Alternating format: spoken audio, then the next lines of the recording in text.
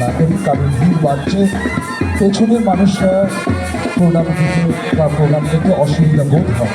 তাই আপনারা নিজেরাই প্রণামী হাতে করে নিয়েই মণ্ডপে ঢুকবেন।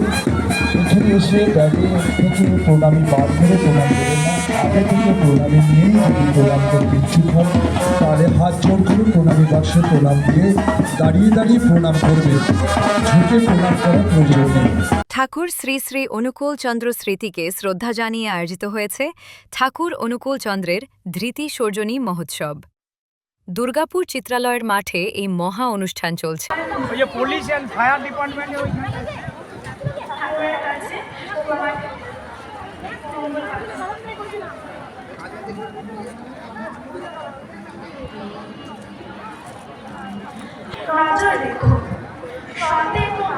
আসক্তি সংলগ্ন করো, অজ্ঞাত সাথে সৎ হবে। তুমি আপন ভাবে সৎ চিন্তায়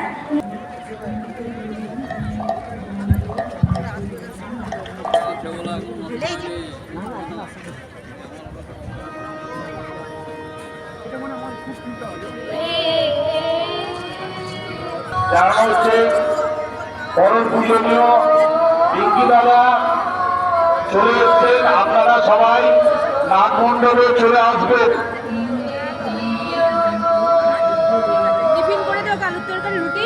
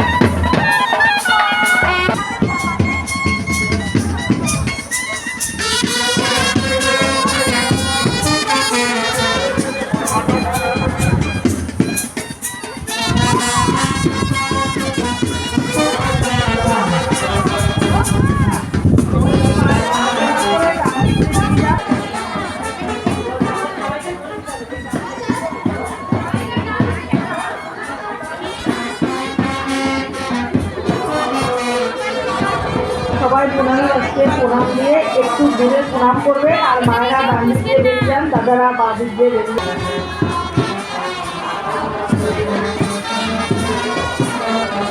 দাদারা ডান দিক দিয়ে বেরিয়ে যান আর মায়েরা বাঁ দিক দিয়ে বেরিয়ে যান।